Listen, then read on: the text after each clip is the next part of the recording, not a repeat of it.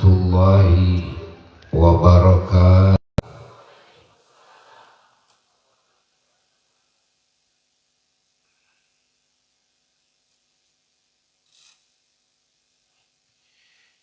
Bismillahirrahmanirrahim.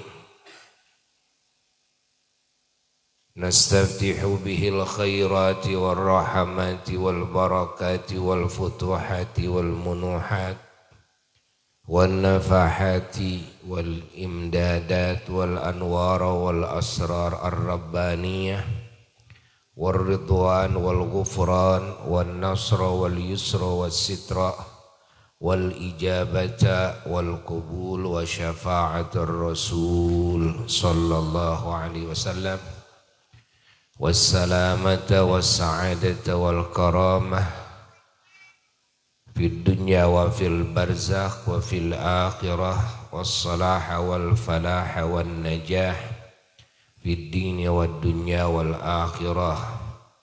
الحمد لله الذي من علينا بالإيمان والإسلام ونسأله تبارك وتعالى أن يمن علينا بالإحسان وبكمال ذلك كله وبقاء ذلك كله وارتقاء درجات ذلك كله إلى ما لا نهاية لها. اللهم صل وسلم وبارك على سيدنا محمد. اللهم صل وسلم وبارك على سيدنا محمد. اللهم صل وسلم وبارك على سيدنا محمد الفاتح لما أغلق والخاتم لما سبق ناصر الحق بالحق والهادي إلى صراطك المستقيم صلى الله عليه وعلى آله وأصحابه حق قدره ومقداره العظيم. أما بعد فيا عباد الله أوصيكم ونفسي بتقوى الله فقد فاز المتقون. يقول الله تبارك وتعالى في القرآن الكريم أعوذ بالله من الشيطان الرجيم بسم الله الرحمن الرحيم سبحان الذي أسرى بعبده ليلا من المسجد الحرام إلى المسجد الأقصى الذي باركنا حوله لنريه من آياتنا إنه هو السميع البصير. صدق الله العلي العظيم. Para jamaah dan segenap umat Islam, umat Kangjeng Nabi Muhammad sallallahu alaihi wasallam dimanapun berada,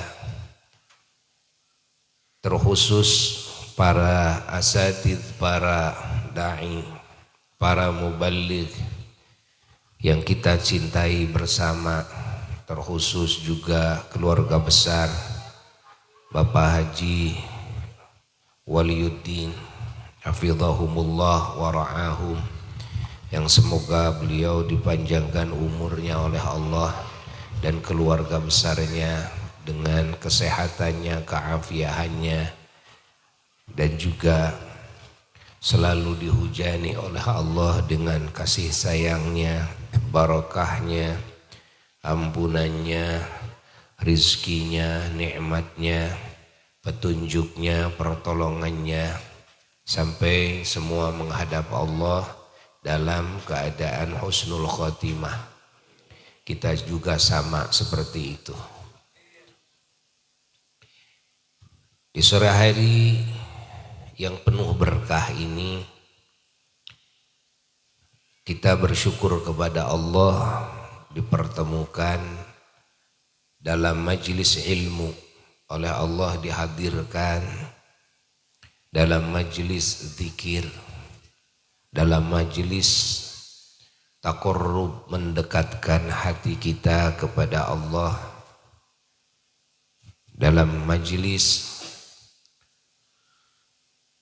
mensucikan jiwa kita dari segala sifat-sifat yang tercela dan mendandaninya dengan segala sifat-sifat yang terpuji. Dalam majelis mentarbiyah hati kita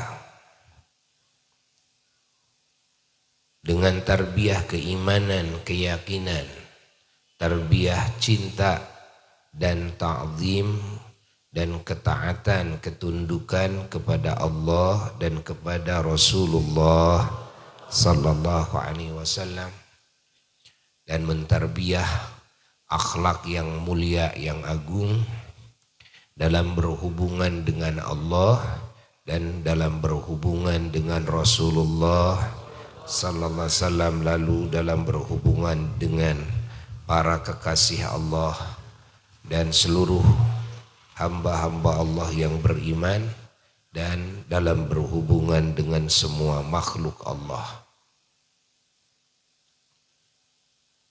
Dan juga melatih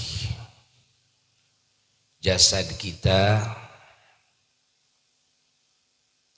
dengan latihan amaliyah, dengan amal-amal yang saleh, dengan warna-warni kebaikan, dan melatih lisan kita dengan latihan qauliyah, ucapan-ucapan dengan kalimat-kalimat thayyibah, ucapan-ucapan yang agung. Yang semuanya ini adalah ajaran Allah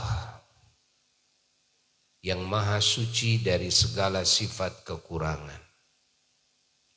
Ajaran Allah yang memiliki segenap sifat kesempurnaan. Yang mana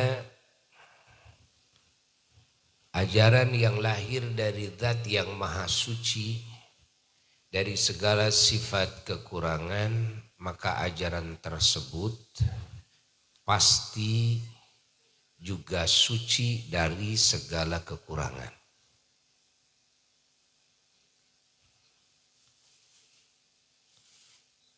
Ajaran yang datang dari zat yang bersifat dengan segenap sifat kesempurnaan, maka ajaran tersebut pasti sempurna dalam segala sisinya. Ajaran yang datang dari zat yang maha pengasih, maha penyayang, maka pasti ajaran ini segalanya adalah wujud kasih sayang bagi siapapun yang mengamalkan ajaran tersebut.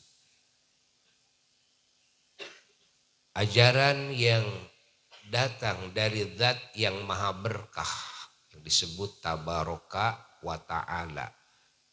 Tabaraka artinya maha berkah, wa ta'ala artinya maha tinggi derajatnya. Maka pasti ajaran ini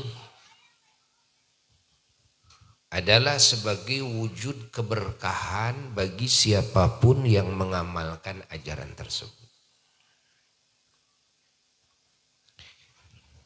Ajaran yang datang dari zat yang maha tinggi derajatnya, wa ta'ala al-aliyu, yang maha tinggi derajatnya, al-azimu, dan yang maha agung, maka pasti ajaran tersebut menjadi kemuliaan yang sangat tinggi dan keagungan bagi siapapun yang mengamalkan ajarannya, dengan ketinggian derajat yang tiada ujung. dengan keagungan yang tiada ujung. Karena ajarannya juga keagungannya tidak ada batasnya. Karena ajaran ini datang dari zat yang maha agung, yang keagungannya tiada batas. Yang maha tinggi, yang ketinggiannya tiada batas. Fahami oleh kita.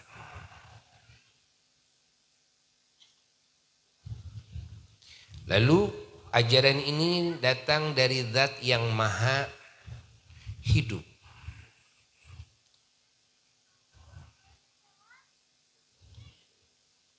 Maka ajaran ini akan terus menghidupkan siapapun yang mengamalkan kepada ajarannya. Di dalam kehidupannya di dunia dia hidup. Ketika dia mati masuk ke alam barzakh dia pun hidup. Ketika bangkit dari alam kubur dia hidup dan kehidupannya abadi dan kehidupannya adalah hayatan thayyibah, kehidupan yang mulia, kehidupan yang agung, kehidupan yang baik. Allah sampai kepada negeri kehidupan yang abadi, yang penuh dengan nikmat, segalanya kebaikan, segalanya kenikmatan, kebahagiaan dan kemuliaan adalah surga. Semoga kita menjadi ahlinya. Dan di surga, andai kita menjadi ahli surga, maka kita akan terus bertemu dan memandang zat yang maha hidup. Zat Allah Jalla Jalaluhu wahdah.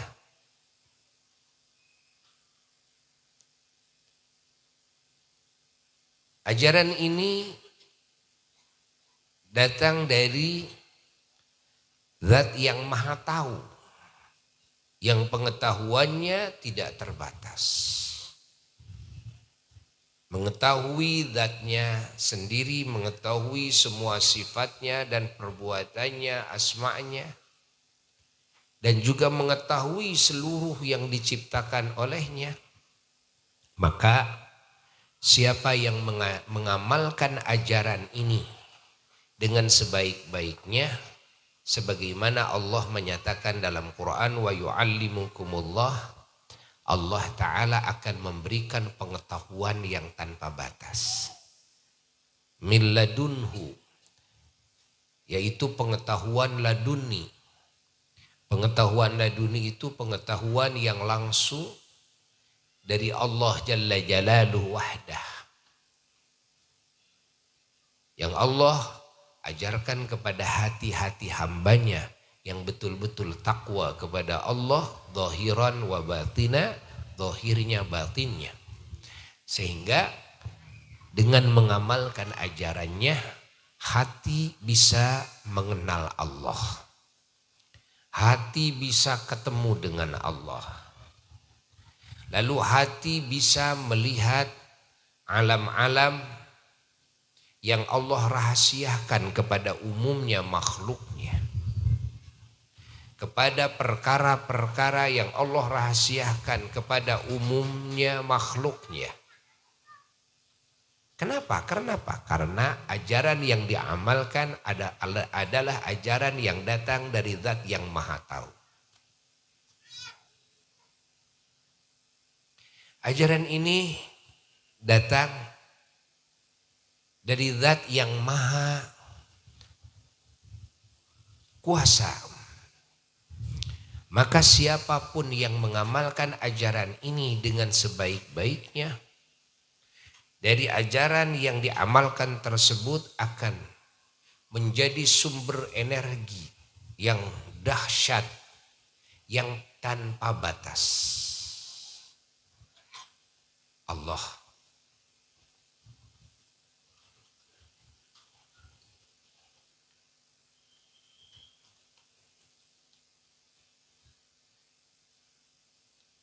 Allah akan kasih kekuatan. Allah akan kasih kekuasaan. Di antara kekuatan kekuasaannya adalah di dalam menembus hijab-hijab penghalang antara hatinya dengan Rabbnya Jalla Jalaluhu wahdah. Yang mana hijab ini ya ada dua, ada hijab zolam, ada hijab nur, ada hijab kegelapan, ada hijab cahaya.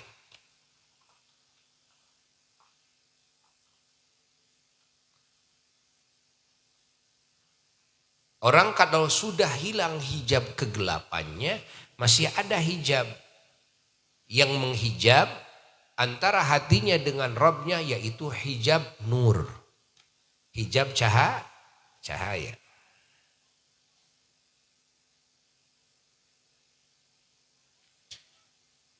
Allah. Di dalam sebagian keterangan disebutkan hijab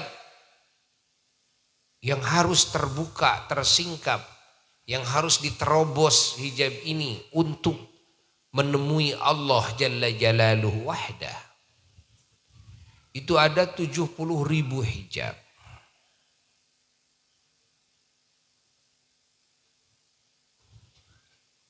Yang ini harus dilewati oleh setiap orang yang menempuh jalan Allah. Oleh setiap orang yang bermaksud kepada Allah. Oleh setiap orang yang mencari Allah, yang menuju kepada Allah Jalla Jalaluhu wahdah. Yang mana disebutkan dalam hadis ketika Nabi Musa alaihi salatu wassalam, beliau memohon kepada Allah setelah mendapatkan pangkat kalimullah, lalu beliau meminta kepada Allah agar diperlihatkan kedua matanya kepada zat Allah oleh Allah. Lalu Allah Ta'ala menjawab kepada Nabi Musa, Musa, engkau tidak akan bisa melihat aku. Yakni di dunia. Nanti melihatnya di surga.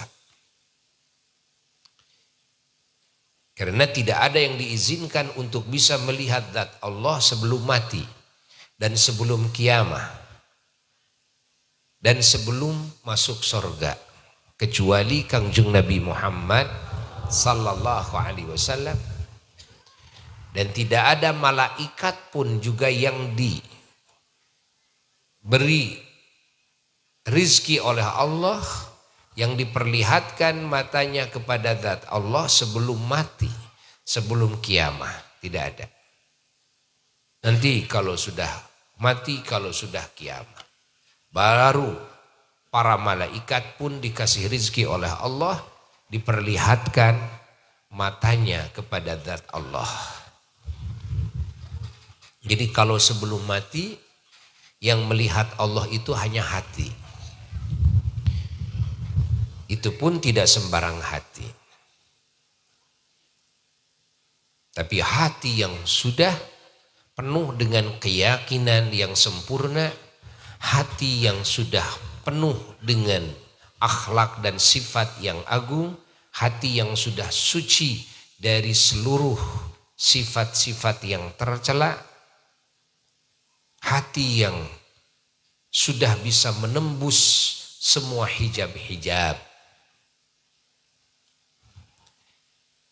Lalu Allah Subhanahu wa ta'ala mengatakan kepada Nabi Musa, namun Musa, kamu harus melihat gunung itu. Oleh Allah Subhanahu wa ta'ala Nabi Musa supaya melihat satu gunung saat itu.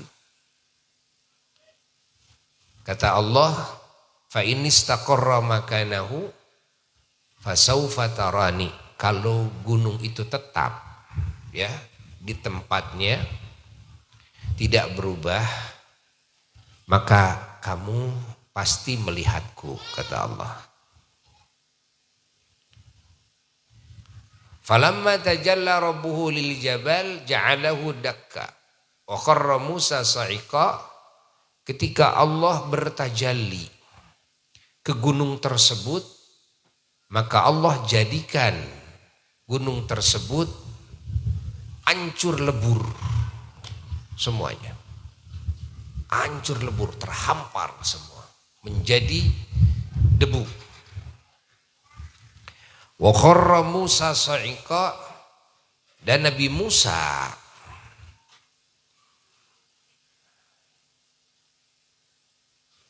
pingsan. Nabi Musa pingsan. Istilah orang Sunda ngalengerek. Nabi Musa ngalengerek.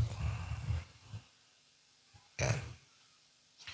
Jadi boro-boro bisa melihat zat Allah, melihat tajallinya Allah pun juga tidak. Boro-boro melihat tajallinya Allah, melihat gunungnya juga tidak.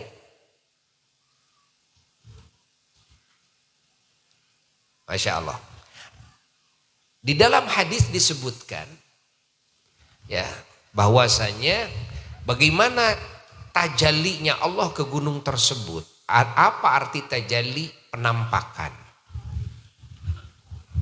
Bagaimana Allah menampakkan ke gunung tersebut? Apa yang Allah tampakkan? Dalam hadis disebutkan adalah nur hujub, cahaya hijab. Ya. Nur hijab, ingat, cahaya hijab yang Masya Allah, cahaya hijab itu ada 70.000 itu ya, satu dari cahaya hijab, dan yang satu dari cahaya juga yang diarahkan cahaya tersebut ke gunung tersebut, dalam sebagian riwayat disebut adalah seukuran lubang jarum. Ya. Masya Allah. Seukuran apa? Ini dalam sebagian riwayat. Seukuran lubang jarum. Ketika cahaya tersebut ya diarahkan, disenterkan ke gunung tersebut ya, daripada nur Allah Jalla Jalaluhu wahda. Ingat. Maka gunung tersebut tidak kuat untuk menerima cahaya hijab itu.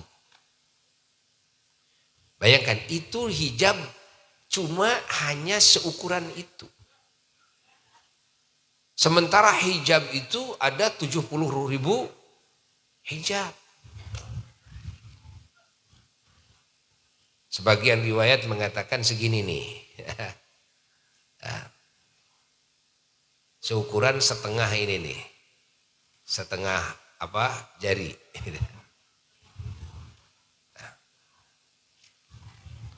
Allah.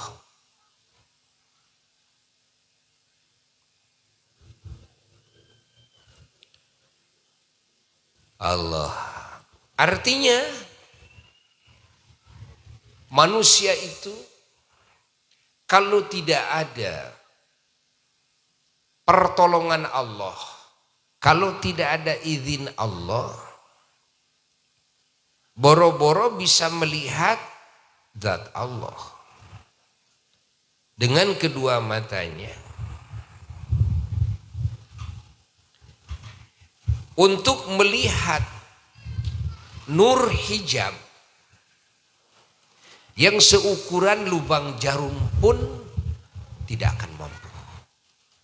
Bahkan nur hijab, kalau ditembakkan nur hijab ke gunung, ya, gunung batu yang sangat kokoh, yang sangat besar, semua menjadi debu. Allah. Jadi mata zahir ini tidak dikasih kemampuan oleh Allah untuk menembus hijab tersebut, ya. Dan mata hati pun juga tidak sembarang orang. Kebanyakannya tidak ada yang mampu. Saking hebatnya nur tersebut.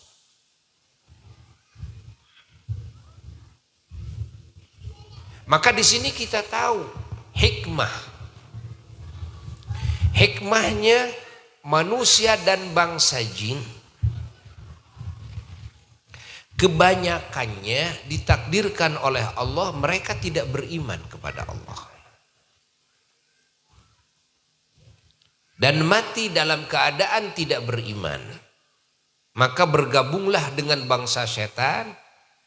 Lalu mereka menjadi ahli neraka, ahli siksa yang abadi. Dan mereka tidak bisa melihat Allah Jalla Jalaluhu wahdah.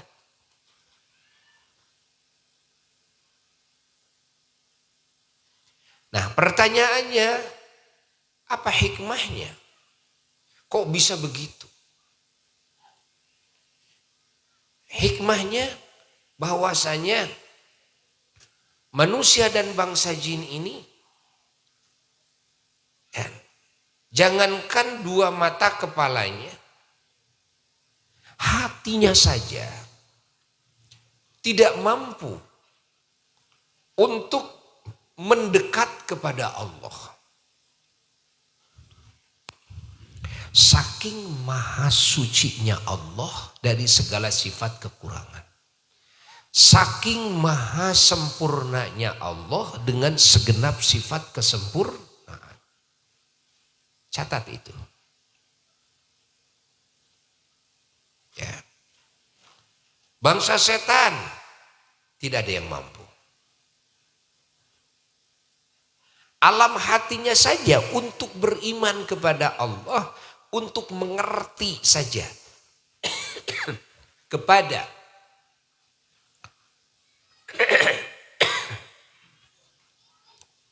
keberadaan Allah yang pasti menurut akal sehat.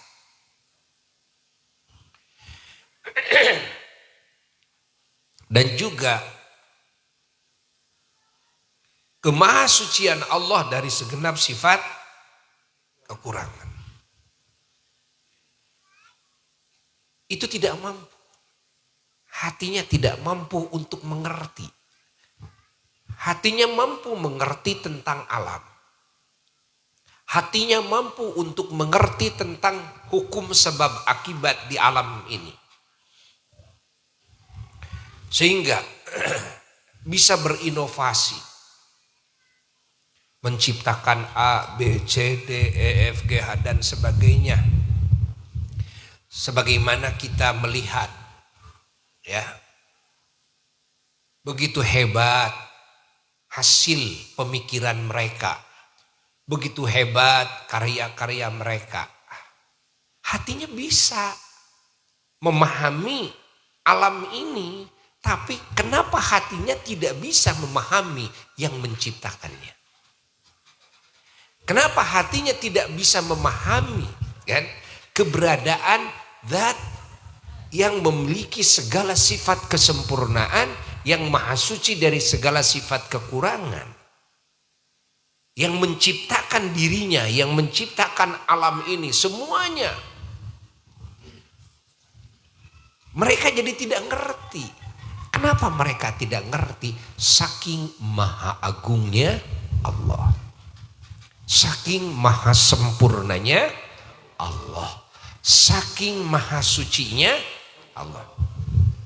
Tapi kenapa banyak orang-orang bodoh dari kalangan umat Islam? Dia tidak mengerti tentang alam, tapi mengerti tentang Tuhannya. Padahal mereka matematika di SD-nya saja ya nilainya 4, 3. Sekolahnya tidak tamat. Dia gaptek. Tidak tahu teknologi. Ya. Tapi hatinya kok bisa mengerti kepada Allah. Kenapa orang-orang yang begitu cerdas, faham tentang alam, tapi malah hatinya tidak mengerti tentang zat yang maha suci? Jawabannya, itulah kasih sayangnya Allah. Sekali lagi, itulah kasih sayangnya Allah. Itulah pilihannya Allah. Karena Allah berbuat sekehendak. Artinya, andai Allah tidak sayang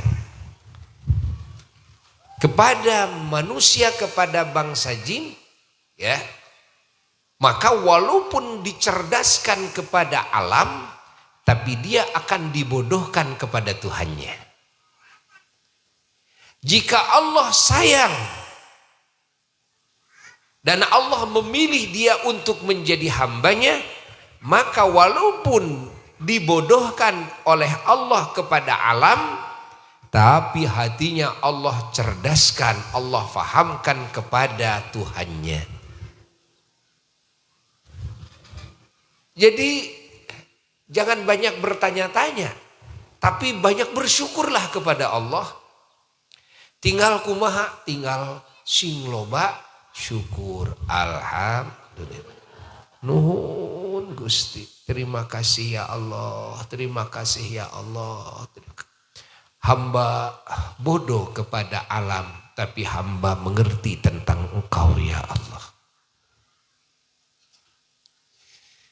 Hamba bodoh kepada teknologi, tapi hamba faham kepada Engkau ya Allah.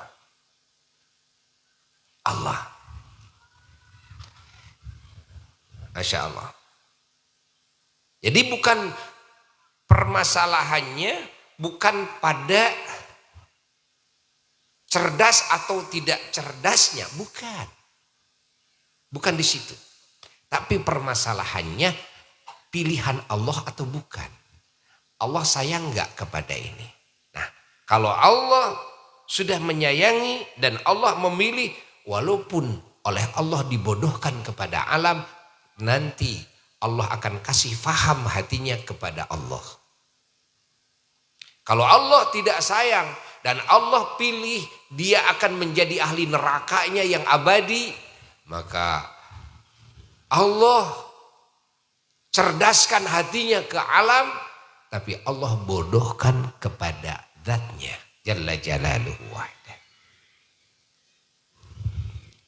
Maka kita hamba-hamba Allah yang beriman harus banyak bersyukur kepada Allah atas anugerah iman dan Islam. Yang anugerah iman dan Islam seolah murah sekali bagi kita. Saking apa? Saking maha murahnya Allah. Sehingga kita kadang-kadang tidak ngerti. Begini aneh. Kenapa orang kok susah untuk beriman kepada Allah padahal mereka cerdas-cerdas. Tapi kenapa banyak di kampung-kampung petani, tukang ojek gitu kan. Mereka sekolahnya banyak yang tidak tamat. Tapi kenapa mereka kok bisa mengerti kepada Allah. Bisa percaya kepada Allah. Bisa yakin kepada keberadaan Allah dan kemahasuciannya Allah dari segala sifat kekurangan. Dan maha sempurnanya Allah dengan segenap sifat kesempurnaan. Dan jangan banyak kenapa-kenapa. Itulah pilihan Allah. Jadi kamu itu termasuk pilihan Allah. Kamu itu termasuk orang yang disayang oleh Allah. Sampai-sampai nyaris tidak terasa mahalnya hidayah. Mahalnya hidayah. Bayangkan. Siapa yang pernah bayar hidayah? Siapa yang pernah beli hidayah? Hah? Siapa yang pernah berusaha untuk mendapatkan hidayah? Enggak, baru lahir aja udah dapat hidayah kok.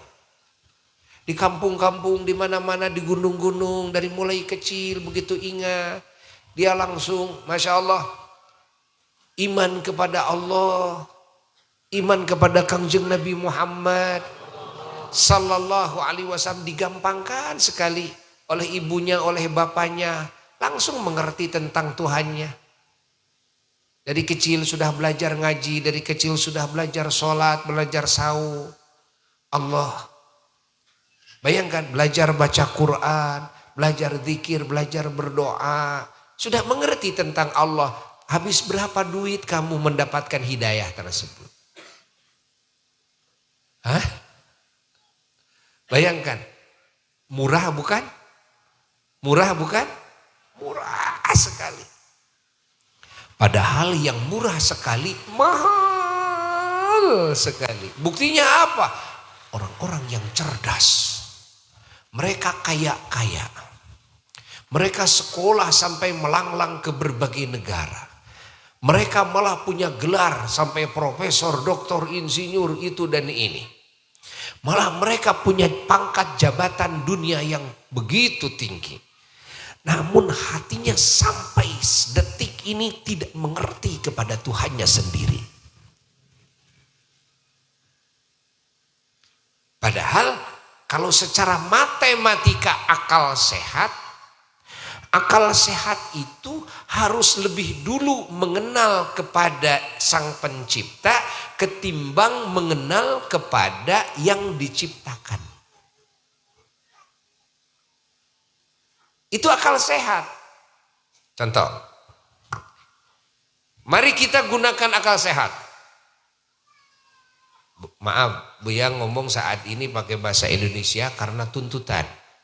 Artinya banyak saudara-saudara kita dari berbagai negara, dari berbagai provinsi yang Buya sering pakai bahasa Sunda, jadi mereka ingin ngaji. Tapi mereka nggak ngerti. Tapi cek orang Sumedang tengenahan ke bahasa Indonesia madi. Sudahlah, urusan ngenah-tengenah ke pinggiran dulu. Taruh dulu di pinggir ya. Nah, sekarang asas manfaat dulu. Ini kepentingan. Saudara-saudara kita banyak yang ngambil manfaat. Ini ilmu tauhid. Mari kita sekarang tebak-tebakan logika sehat. Ya, siap? Siap? Berarti harus mikir. Nah, kita ada, bumi ini ada. Semua yang kita lihat, yang kita dengar ada. Banyak yang kita saksikan, yang ada banyak. Mungkinkah menurut logika sehat ada ini tanpa ada yang mengadakan? Tidak mungkin. Yang enteng saja, sekarang jangan yang susah-susah. Ini tisu ada. Mungkinkah tisu ini ada tanpa ada yang bikin? Jawab, tidak mungkin. Kan? Lebih pasti menurut akal sehat, lebih pasti duluan mana? Duluan yang menciptakan, duluan tisunya. Betul. Kan? Tisu ini ada dikarenakan diciptakan oleh yang menciptakannya. Jadi duluan mana? Yang menciptakan itu pasti. Yang diciptakan pasti atau tidak? Tidak. Tidak. Adanya yang menciptakan pasti. Menurut A. Tapi keberadaan yang diciptakannya pasti atau tidak? Tidak. Kenapa tidak? Karena ini sesuai dengan keinginan, kehendak, dan kemampuan yang menciptakannya. Ini ada karena dia menghendaki mengadakan. Faham? Kalau dia tidak menghendaki untuk mengadakan tisu ini akan ada enggak? Oleh sebab itulah keberadaan tisu bukan sesuatu yang pasti, tapi keberadaan yang menciptakannya itu sesuatu yang pasti. Oke. Kalau begitu akal yang hadir sehat semua. Ini kan lagi cek kesehatan logika kan, kesehatan otak kan. Nah, karena Buya nggak mau ini ngaji dengan domba. Ya? Oh benar, ini manusia berarti. Ini cerdas semua. Oke, ini yang gampang. Ini yang gampang. Ya, Masya Allah. Maka akal memastikan kepada keberadaan yang menciptakan, dan keberadaan yang menciptakan itu lebih dulu, dan keberadaannya itu pasti. Nah, bagaimana dengan sekarang perkara-perkara yang kita juga semua manusia Tidak ada yang mengaku bisa menciptakan. Tidak ada yang mengaku menciptakan. Keberadaan diri kita, jasmani kita, ruhani kita, bumi ini, air, api, udara, dan angin, batu, pepohonan, buah-buahan, matahari, bulan, cahaya, kegelapan, Allah. Dan segala rahasia-rahasianya yang ada pada ini semua yang ada. Nah, siapa yang bisa ngaku saya pernah bikin? Siapa manusia yang berani ngaku? Nggak ada. Siapa yang membuat diri kita? Nggak ada yang berasa. Hatta Yesus saja yang dituding sebagai Tuhan oleh saudara-saudara kita kaum Nasrani. Kalau ditanya mereka, apakah Yesus membuat dirinya sendiri? Pasti kaum Nasrani bilang enggak. Lalu Yesus dibikin sama siapa? Oh, dibikin sama Tuhan Allah. Oh, kalau begitu Yesus adalah ciptaan Tuhan. Kalau ciptaan Tuhan, sah enggak disebut Tuhan? Ya tidak sah. Gitu kan? Pahami? Allah. Apalagi Yesus disebut anak Tuhan. Nanti Tuhan istrinya siapa? Mertuanya siapa? Kapan akad nikahnya? Ini lebih repot lagi kalau digituin. Ya kan? Allah. Lalu ini semua yang ada ini. Baca oleh akal sehat. Mungkinkah ini semua ada tanpa ada yang mengadakan? Mungkin. Tisu aja tidak mungkin itu, yang gampang kita. Apalagi yang semua manusia tidak ada yang bisa mengaku. Kan?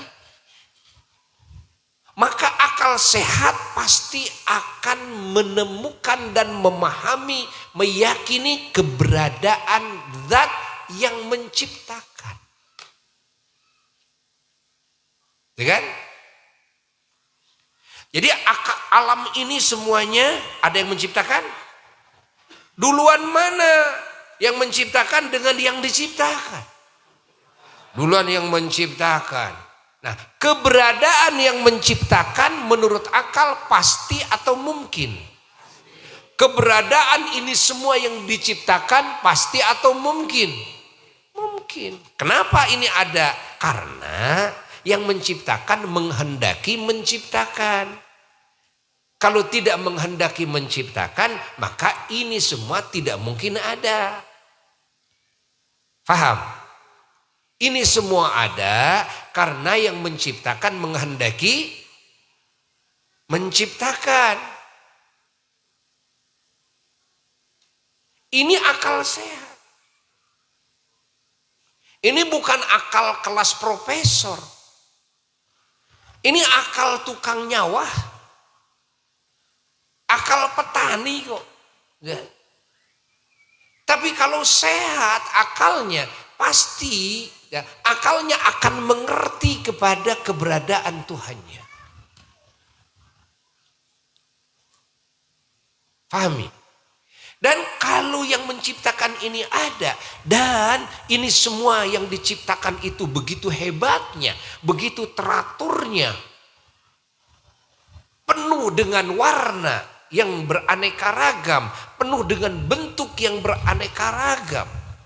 Ada waktu, ada jihad. Masya Allah. Ada rahasia-rahasia yang terkandung di dalamnya, yang bisa memberikan manfaat dan madarat. Dalam ini semua. Begitu tertibnya ini semua alam. Begitu terurusnya ini semua makhluk hidup. Manusia, binatang. Begitu diteliti kehidupan binatang yang begitu asri kehidupannya. Mereka, ya, Masya Allah, mereka bisa makan, mereka bisa minum.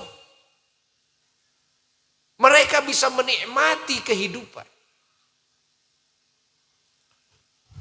Berapa miliun, berapa triliun itu kan? Yang lebih dari triliun jumlah binatang. Jenis-jenisnya. Setiap satu jenisnya berapa kelompok. Di alam dunia ini. Ya kan? Yang diketahui, yang tidak diketahui, yang ada di daratan, yang ada di lautan, yang ada di udara. Yang bisa dilihat, yang tidak bisa dilihat kecuali dengan mikroskop. Kan? Allah. Bayangkan, binatang yang ada dalam tubuh makhluk hidup. Binatang yang nempel pada tubuh makhluk hidup. Mungkin mata kita tidak lihat, ya, bahwa di kulit kita ada binatang gak yang nempel, gitu kan? Tapi kan sekarang dengan teknologi yang mutakhir sekarang, kan, bisa ketahuan,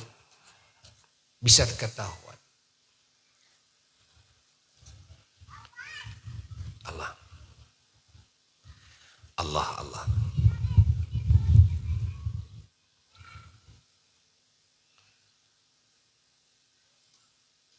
Sehingga sekarang terungkap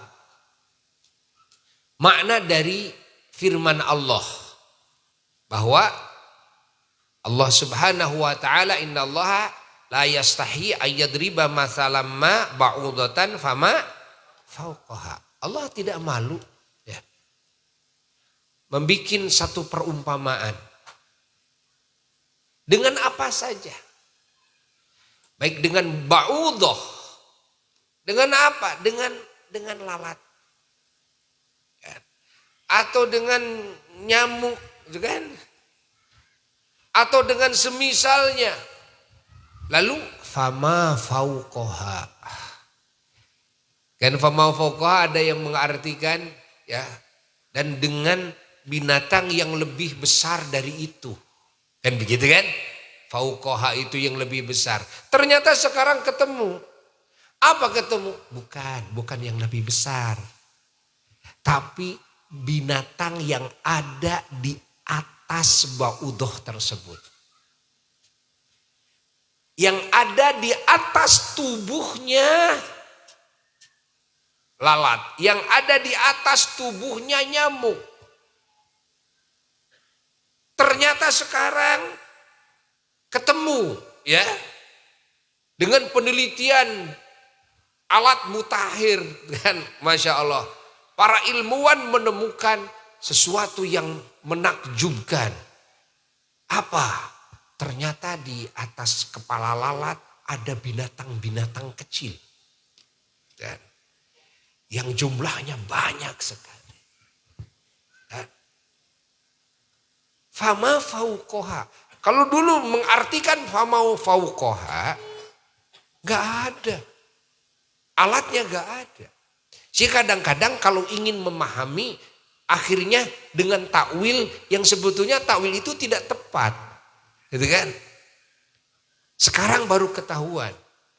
Kalau tidak dengan dasar keyakinan, dasar keimanan, memaksakan untuk mengerti akal ini, tidak akan dapat. Tapi kan dengan keyakinan, pokoknya yakin. Ya, yakin saja itu kan. Walaupun tidak tahu. Orang-orang dulu kan tidak tahu apa fama fauqaha. Karena tidak terlihat. Sekarang baru mengerti fama fauqaha di abad kita sekarang ini. Allah. Masya Allah. Ini semua begitu teratur. Alam ini makhluk hidup teratur. Bayangkan kalau kita mau ngurus satu burung aja susahnya minta ampun.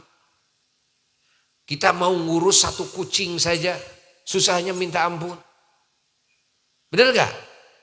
Bikin kandangnya, tidak dibikin kandangnya. Wah, caca cerot menjer di mana baik. Benar sudah. Sudah itu dikasih makan, makannya juga apalagi kucing-kucing yang mahal-mahal itu kan. Makanannya tidak seperti kucing kampung dengan cucuk hulu pedak. Cukup? Cukup ya. Tapi kalau kucingnya sudah angora, gitu kan? Wah lain lagi. Lain lagi itu kan. Kucing angora kan. Oh makanannya bisa sekali beli harus 500.000. Masya Allah. 1 bulan 500.000. Ada yang jutaan. Apalagi kasih vitamin itu, vitamin ini. Masya Allah. Itu ngurus kucing satu. Dan akhirnya banyak yang menterlantarkan binatang tersebut. Dari sisi lain. Contoh. Ada yang ngurus manuk, burung, ngurus kucing. Dia mengambil kenikmatan dengan mendengar suaranya. Atau dengan keindahan dari tubuhnya. Atau dari gerak-geriknya. Ya. Dia urus itu. Dikasih makan, dimandiin, dikasih sarang. Tapi dia lupa. Ya. Di antaranya apa? Di antaranya burung ini dia tersangkar, terkurung, tidak bisa bebas. Tidak bisa menikmati alam ini. Sementara Allah menciptakan burung dan menciptakan alam ini dinikmati oleh burung. Allah. Dan Allah sudah menyediakan makanan burung. Sehingga tidak ada burung yang terlantar. Tidak ada burung yang kelaparan, kehausan. Airnya Allah sediakan, bukan cuma udaranya saja. Makanannya Allah sediakan, buah-buahnya Allah sediakan. Lebihnya lagi apa? Kalau kita mengurus burung satu saja kan rata-rata kalau di sarang tidak menaruh 2 kan? Nah, biasanya kalau laki ya laki, kalau perempuan ya perempuan. Lalu kapan kamu mengawinkannya? Berarti kamu sudah dolim itu. Ya, dimana burung itu pingin kawin, kamu juga pingin kawin. Nah, sementara ya burung kamu sekap, nggak bisa kawin. Kan? Tuh. Baru ngurus burung satu. Kira-kira kalau diserahkan, pokoknya urusan burung sudah diserahkan kepada semua bangsa Indonesia. Untuk ngurus apa? Burung. Tidak semua burung lah, burung pipit doang. Siapa yang sanggup? Berapa dana yang harus dikeluarkan? Berapa? Nggak akan ada yang sanggup. Apalagi kalau diserahkan semua burung. Apalagi kalau diserahkan semua binatang. Allah. Tapi coba Allah Subhanahu wa ta'ala mengurus semua makhluk hidup. Manusia, binatang, jin, setan, malaikat. Semuanya diurus oleh Allah. Yang tidak hidup, yang disebut jamadat kalau dalam bahasa Arab, benda mati, diurus oleh Allah.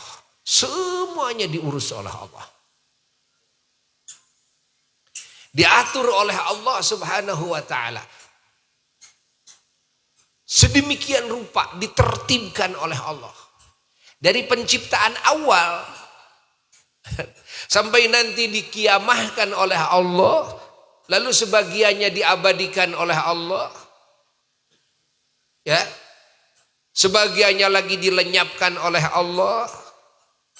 Itu semua diatur oleh Allah dengan pengaturan yang makhluk mampu enggak mengaturnya? Mampu enggak? Manusia mampu enggak? Makhluk ini, makhluk hidup mampu enggak? Ada yang mampu.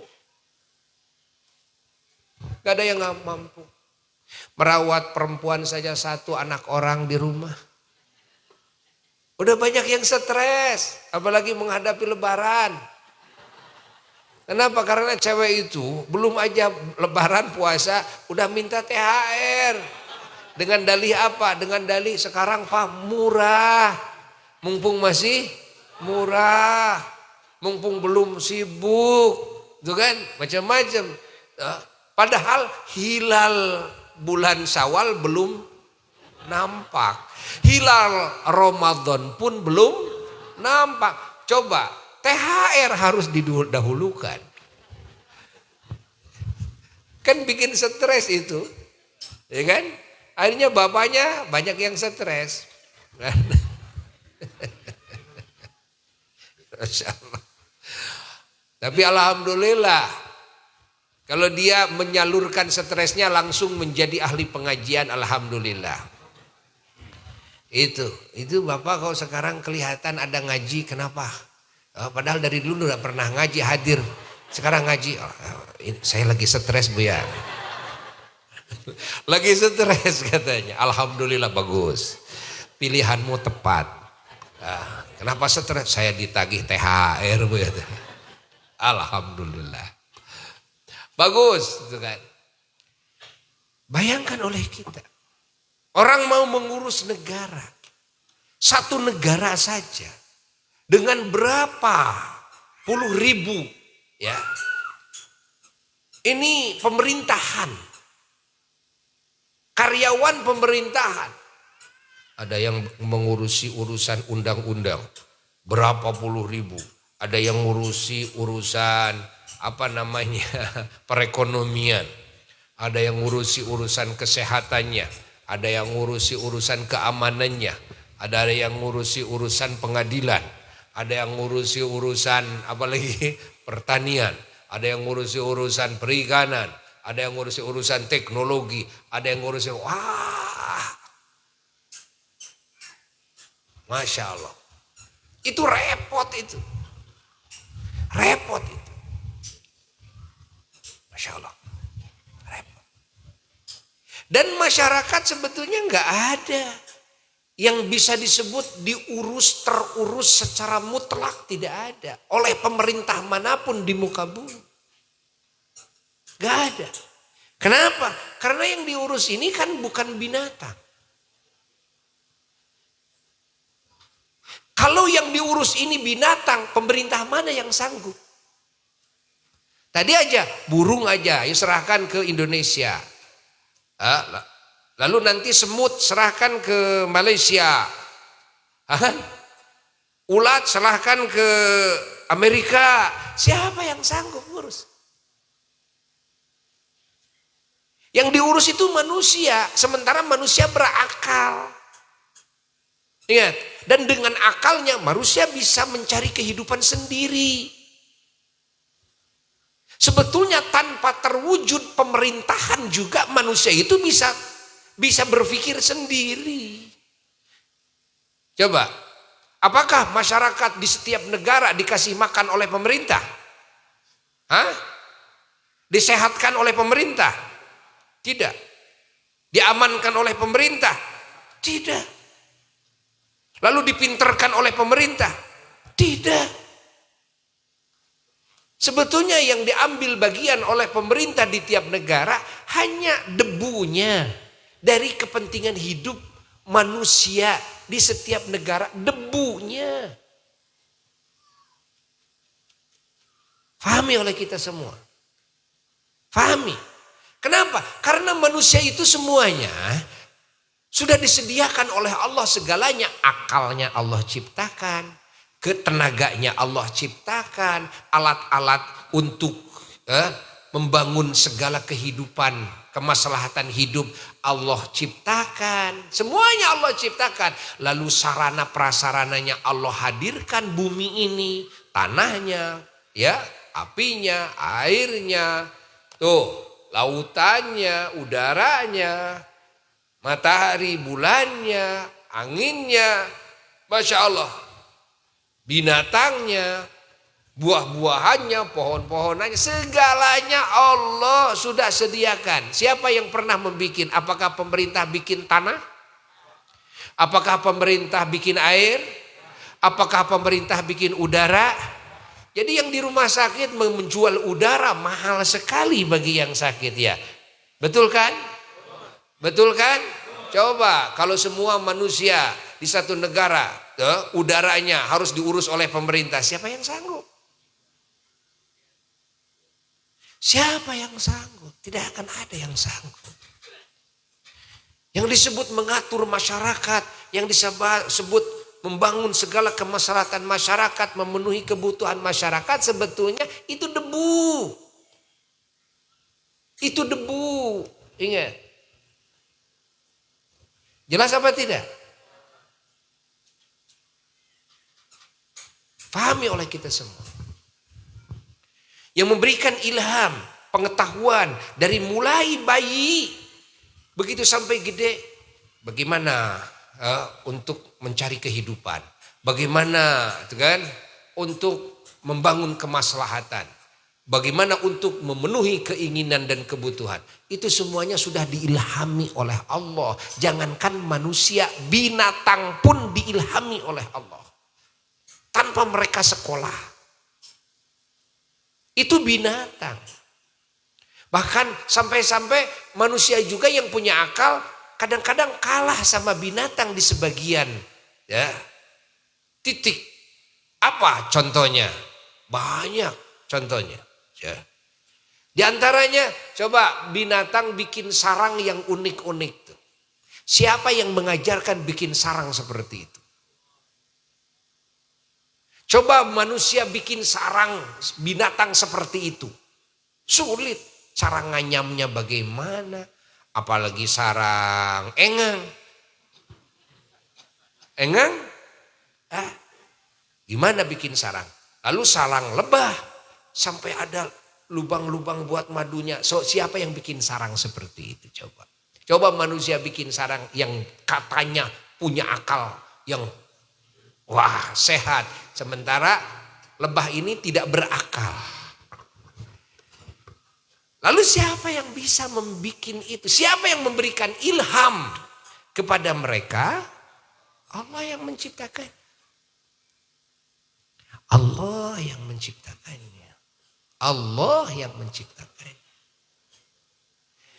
Maka akal sehat, ya, akal sehat itu, ingat, dia akan lebih dulu mengetahui dan meyakini zat yang menciptakan dan dengan seluruh sifat kesempurnaannya dan kemahasuciannya dari segala sifat kekurangan, dan ketimbang akal sehat ini, ingat, memahami semua yang diciptakan. Itulah akal sehat. Harusnya seperti itu. Harusnya seperti itu. Kenapa? Karena menurut akal sehat, keberadaan sang pencipta itu pasti atau mungkin. Keberadaan yang diciptakan pasti atau mungkin. Bukan? Lalu kesempurnaan semua sifat-sifat ya yang menciptakan itu pasti atau mungkin.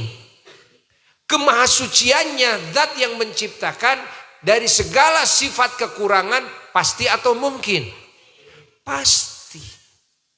Sementara yang diciptakan ini kan, apakah yang diciptakan ini sempurna? Mustahil malah. Apakah yang diciptakan ini bisa maha suci dari segala sifat kekurangan? Mustahil malah.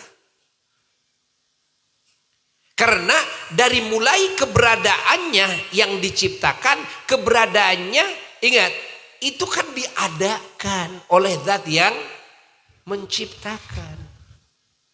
Keberadaan zatnya, sifatnya, keberadaan perbuatannya, keinginannya, akalnya, segala sesuatunya, semua fasilitas hidupnya, bumi, langit dan seisinya, semuanya keberadaannya itu diadakan oleh zat yang menciptakan. Ini semua teratur karena diatur oleh zat yang menciptakan. Ini semua terurus karena diurus oleh zat yang menciptakan. Ini semua ada bentuknya karena dibentuk oleh zat. Ini semua dibeda-bedakan jenisnya karena dibeda-bedakan jenisnya oleh zat. Ini semua penuh dengan warna ya yang berbeda-beda karena dilukis oleh zat. yang menciptakan. Ini semua ciptaan ini penuh dengan rahasia di dalamnya.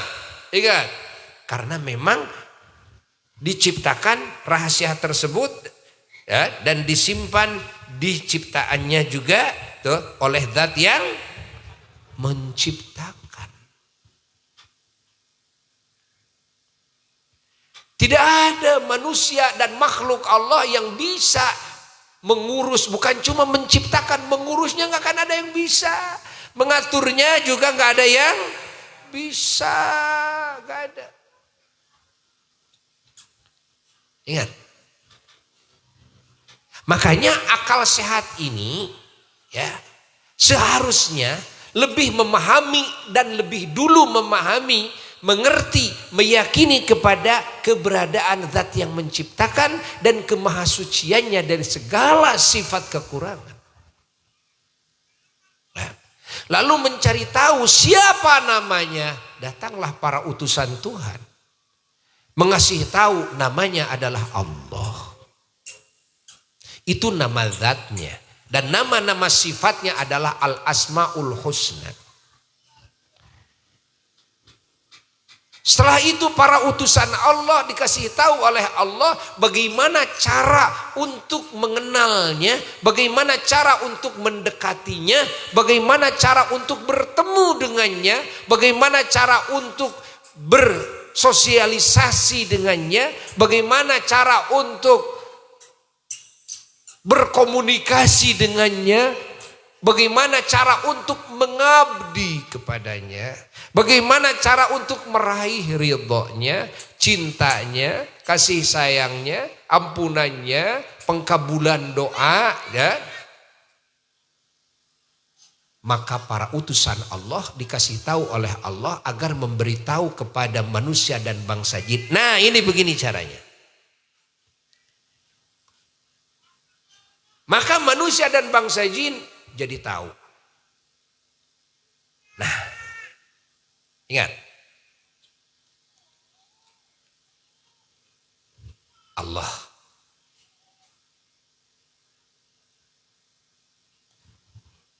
Nah, pengetahuan yang dibawa oleh para rasul itu adalah untuk menambah apa yang diketahui oleh akal sehatnya. Di mana akal sehatnya sudah meyakini, memastikan kepada keberadaan yang menciptakan. Karena menurut akal sehat tidak mungkin saya ada, tidak mungkin ini semua ada, nggak mungkin kalau nggak ada yang mengadakan. Dan yang mengadakan pasti harus hidup, yang mengadakan pasti harus kuasa, pasti harus maha terdahulu, pasti harus maha menghendaki, pasti harus melihat, pasti harus mendengar, pasti harus maha mengetahui, pasti harus berfirman. Ya kan? Pasti harus abadi.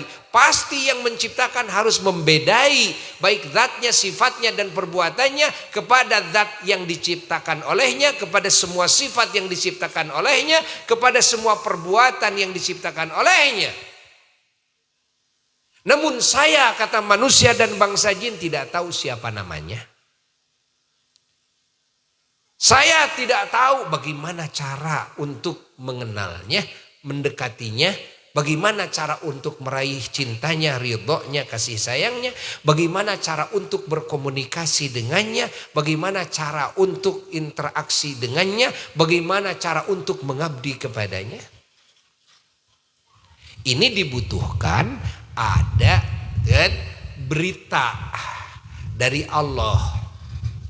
Maka Allah Ta'ala menurunkan berita itu, yaitu wahyu melalui para utusannya. Begitulah kehendak Allah. Tidak semua manusia dikasih langsung tahu oleh Allah. Tapi Allah memilih dari manusia yang dijadikan utusannya oleh Allah. Di antaranya junjunan alam Sayyiduna wa Maulana Muhammad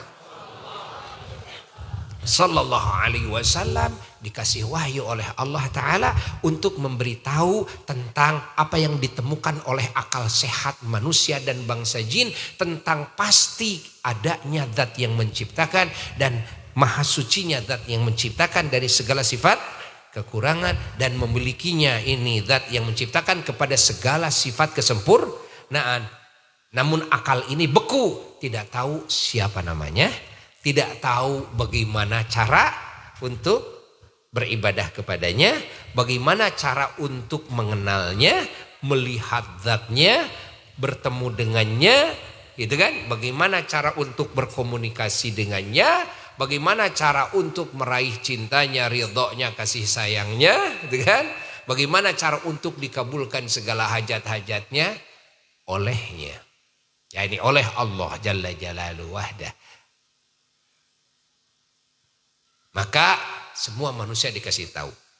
Fa'lam annahu la ilaha illallah. Ketahuilah oleh kamu, sesungguhnya zat yang itu, yakni yang memiliki segala sifat kesempurnaan, yakni yang maha suci dari segala sifat kekurangan adalah Allah. Dan Allah. Allah. Kalau begitu menurut akal sehat yang menciptakan ini pasti maha dekat. Ya iya. Kalau begitu pekerjaan zat yang menciptakan tiada hentinya. Ya iya. Kalau begitu pengawasan zat yang menciptakan ke seluruh yang diciptakan olehnya tidak pernah berhenti. Ya iya.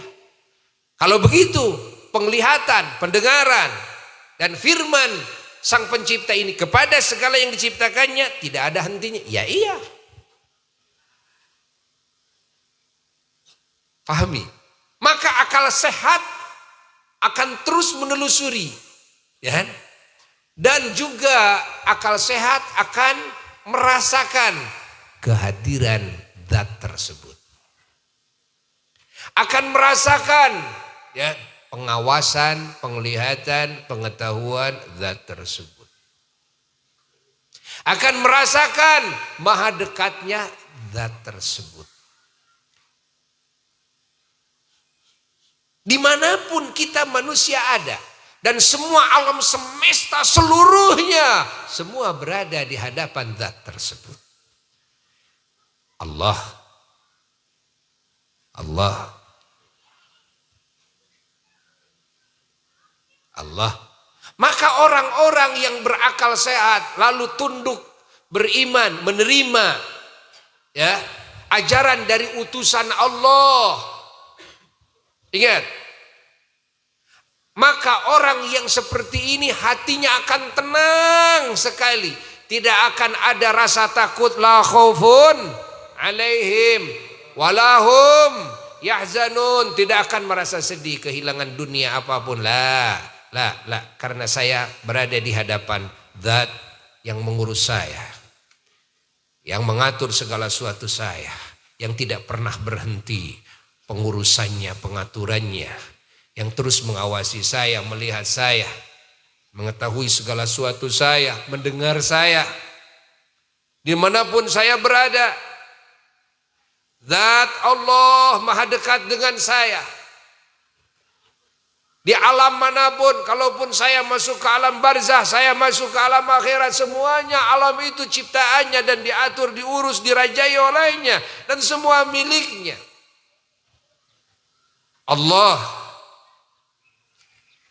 Allah ketika si hamba yang beriman ini ya, mengingat Allah, menyebut Allah, maka fail terbuka. Apa?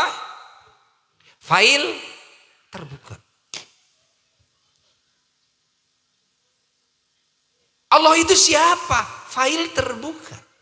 Makanya oleh para ulama ya, bahwa menyebut Allah bagi orang yang beriman dan mengerti seperti apa yang Buya katakan, maka itu termasuk zikir yang paling utama. Ada saudara kita yang mengatakan kalau menyebut Allah saja tanpa embel-embel menyebut sifat-sifatnya itu tidak termasuk zikir. Ini orang yang tidak mengerti. Tapi kalau dia memahami bahwa ketika orang yang iman kepada Allah, yang akal sehatnya mengerti tentang Tuhannya, siapa Allah itu, maka ketika ingat Allah, fail terbuka. Bukan cuma begitu ingat Allah, dialah yang menciptakan saya saja, tapi segalanya. Alam semesta diadakan, diciptakan, diurus, diatur, diawasi, diketahui, didengar oleh Allah. Allah maha dekat dengan semua makhluknya.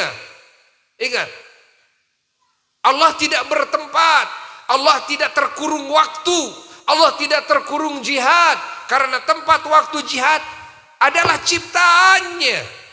Dan Allah mustahil membutuhkan kepada ciptaannya.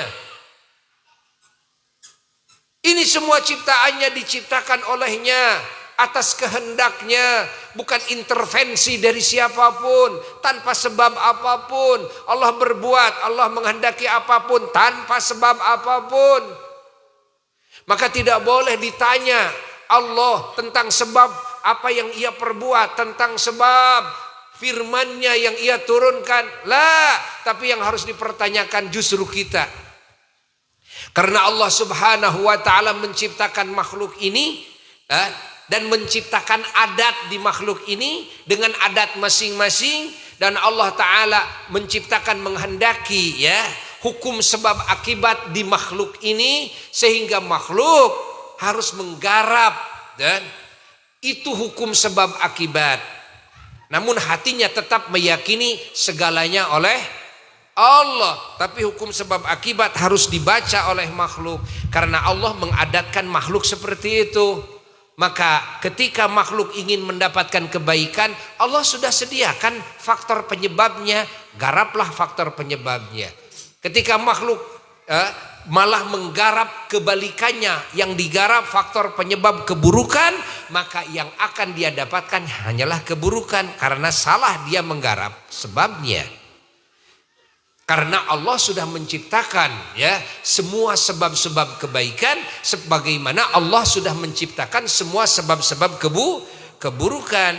Celaka ada sebabnya, selamat ada sebabnya, masuk surga ada sebabnya, masuk neraka ada sebabnya. Tinggal manusia itu pilihan. Silahkan Anda mau masuk surga atau neraka. Kalau mau masuk surga, garap sebabnya. Tapi kalau Anda mau masuk surga, malah yang digarap sebab-sebab masuk neraka, jangan salahkan. Jangan salahkan Tuhan. Kamu salah garap. You understand? Alhamdulillah. Inilah pelajaran dari Isra Mi'raj, di mana Allah menyatakan terlebih dahulu subhanalladzi asra. Maha suci zat yang telah mengisrakan hambanya. Subhanalladzi, maha suci zat. Itu yang Allah perlihatkan. Yang mana firman Allah ini mengetuk akal sehat, mengetuk hati yang beriman. Ingat. Dan akal manusia dan bangsa jin yang tidak faham kepada keberadaan Tuhannya diketuk oleh Subhana. Apa kamu masih belum percaya kepada keberadaan zat yang menciptakan dirimu, yang maha suci dari segala sifat kekurangan? Kenapa kamu lebih pintar, lebih condong kepada ciptaannya ketimbang kepada zat yang menciptakan? Kenapa hatimu bersandar kepada ciptaannya ketimbang kepada zat yang menciptakan? Kenapa kamu merindukan yang diciptakan olehnya ketimbang kepada zat yang menciptakannya? Kenapa kamu lebih mengagungkan yang diciptakan ketimbang mengagungkan zat yang menciptakannya? Kenapa hatimu lebih ingat kepada ciptaannya ketimbang kepada yang menciptakannya? Bukankah menurut akal sehatmu kalau ditanya mana ini yang pasti dalam keberadaannya, apakah keberadaan yang menciptakan atau keberadaan yang diciptakan? Yang menciptakan. Kenapa kamu kepada yang menciptakan kok seperti itu? Subhana ini mengingatkan dan mengetuk-ngetuk setiap akal sehat. Jelas? Allah. Maka orang beriman itu kalau mengucapkan subhanallah, subhanallah, subhanallah, maha suci zat Allah dari segala sifat kekurangan. Artinya Allah bersifat dengan segenap sifat kesempurnaan. Subhanallah, subhanallah. Itu dahsyat, itu luar biasa itu subhanallah. Sehingga Nabi Yunus alaihissalatu wassalam ada di perut ikan Nun. Ketika dia bertasbih dengan subhanaka la ilaha illa anta subhanaka inni kuntu minadh dhalimin. Tiada Tuhan kecuali Engkau. Subhanaka maha suci Engkau. Subhanaka maha suci Engkau dari segala sifat kekurangan. Jadi kalimat subhanallah ini dahsyat. Hatta untuk menyelamatkan kita dari segala bencana dunia dan bencana kubur, bencana akhirat. Maka subhanallah ini luar biasa. Maka oleh sebab itulah Nabi mengatakan ya, bahwa kalimatani khafifatani alal lisan. Ada dua kalimat kata Kangjeng Nabi Muhammad SAW yang enteng terhadap lisan kita untuk mengucapkannya. Saqilatani fil mizan, namun Masya Allah amatlah berat dalam timbangannya, yakni timbangan amal soleh. Alangkah berat dua kalimat ini ya. Habibatani lirrahman, ini dua kalimat menjadikan, ingat, menjadikan orang yang mengucapkannya dicintai oleh Allah. Dicintai, amat dicintai oleh Allah. Siapa yang mengucapkannya, dia akan dicintai oleh Allah. Karena dua kalimat itu dua kalimat yang amat dicintai oleh Allah yang maha pengasih dan maha penyayang. Kata Kangjeng Nabi, apa yang dua itu? Subhanallah wa bihamdihi subhanallahil azim. Subhanallah wa bihamdihi subhanallah. Ini subhanallah itu, ya, subhanallah itu, ingat, yang barusan Buya katakan subhanalladzi asra. Subhanalladzi asra. Jadi peringatan Isra Mi'raj subhanallah ini, Masya Allah, ini pelajaran tauhid, penguatan tauhid, penyempurnaan tauhid. Yang mana tauhid adalah segalanya. Pembersihan hati dari semua sifat-sifat yang tercela, dari kesyirikan, kemunafikan, kekufuran, keraguan-keraguan kepada Allah Jalla Jalaluhu wahdah. Maka ucapkan sering subhanallah wa bihamdihi subhanallahil azim. Allah. Nabi Yunus juga begitu mengucapkan itu langsung dimuntahkan oleh lauk itu, langsung sampai terbang ke darat. Langsung ke darat. Allah dahsyat. Maka siapa orang yang dia sedang kebingungan, dia sedang kesulitan menghadapi permasalahan yang tidak menemukan solusinya, wiridkan la ilaha illa anta subhanaka inni kuntu minadh dhalimin. Sehari saya sudah mewiridkan tapi tidak dikabul. Lihat Nabi Yunus itu di dalam perut ikan itu 40 hari.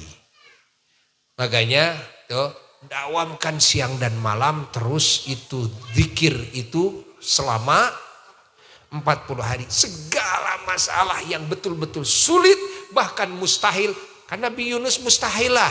Sudah di dalam perut ikan, di dalam lautan. Coba mustahil kalau menurut adat. Bagaimana bisa hidup? Gitu kan? Bagaimana bisa keluar? Coba bayangkan.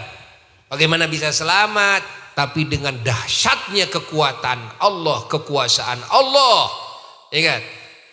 La ilaha illa anta subhanaka inni kuntu minadh dhalimin. Maka Allah selamatkan Nabi Yunus alaihissalam, kan? Dan Allah mengatakan, memberikan isyarat, wa kadzalika nunjil mu'minin. Begitu pula kami menyelamatkan, kan, orang-orang yang beriman.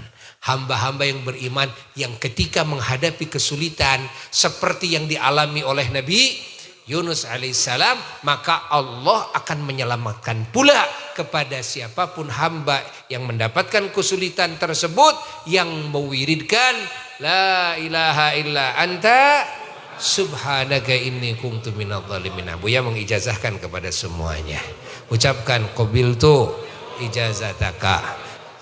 Alhamdulillah, dawamkan sing mineng gitu ya, hutang ya can beres-beres wae, dawamkeun eta. Dawamkeun naon bae lah, naon bae ieu teh kumaha neangan duit hese wae, neangan rezeki hese wae, dawamkeun eta sing yakin. Insyaallah semoga kalimat ini manfaat dan berkah bagi siapapun, dan semoga segala hajat kita dikabul oleh Allah. Wa ila hadratin Nabil Mustafa Rasulillah sallallahu alaihi wasallam syai'ulillahi lahul Fatihah.